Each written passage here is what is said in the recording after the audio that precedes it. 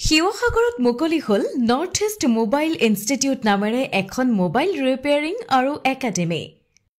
মোবাইলৰ ছফ্টৱেৰ হাৰ্ডৱেৰৰ প্ৰশিক্ষণ ল'বলৈ অসমৰ বাহিৰলৈ যাব খোজা যুৱক-যুৱতীৰ বাবে সুৱৰ্ণ সুযোগ কঢ়িয়াই আনিছে শিৱসাগৰত মুকলি হোৱা উজনিৰ এই প্ৰথমখন প্ৰতিষ্ঠানে।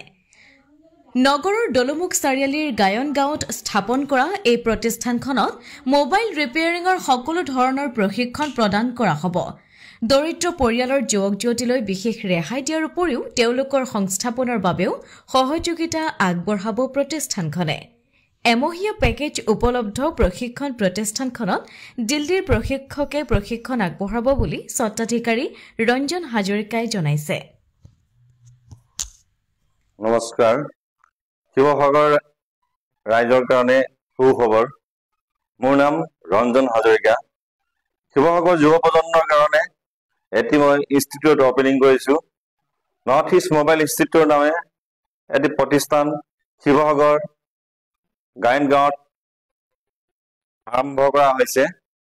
ইয়াতে নিবনুৱাসকলে যুৱক যুৱতী যিসকল আছে আমাৰ ইয়াত মোবাইল প্ৰশিক্ষণ কেন্দ্ৰত আহি মোবাইল শিকাৰ সুযোগ লাভ কৰিব পাৰিব।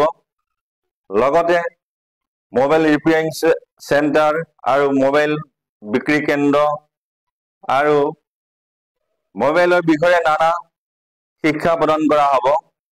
এই ইনষ্টিটিউটটো আজি অপেনিং কৰি আপোনালোকৰ মাজলৈ আগবঢ়াই দিছোঁ।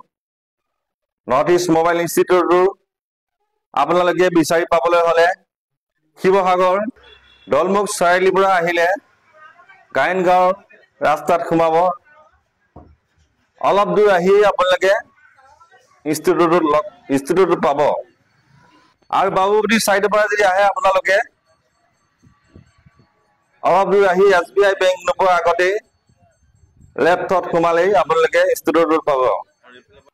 আৰু আমাৰ নৰ্থ ইষ্ট মোবাইল ইনষ্টিটিউটটো এইকাৰণেই খোলা হৈছে যে শিৱসাগৰ বহুতো নিবনুৱা যুৱক যুৱতী কোনো চাকৰি বাকৰি নাইকিয়া দুখত ঘৰত এনেই থাকিবলগীয়া হৈছে। গতিকে মোৰ চিন্তাধাৰা শক্তিখিনি মই ভাবি চালো যে এটা যদি মোবাইল প্ৰতিষ্ঠান আৰম্ভ কৰা হয় বা শিক্ষা অনুষ্ঠান আৰম্ভ কৰা হয়, ইয়াৰ যোগেদি শিৱসাগৰ অঞ্চলৰ বহুতো যুৱক যুৱতী উপকৃত হ'ব পাৰিব।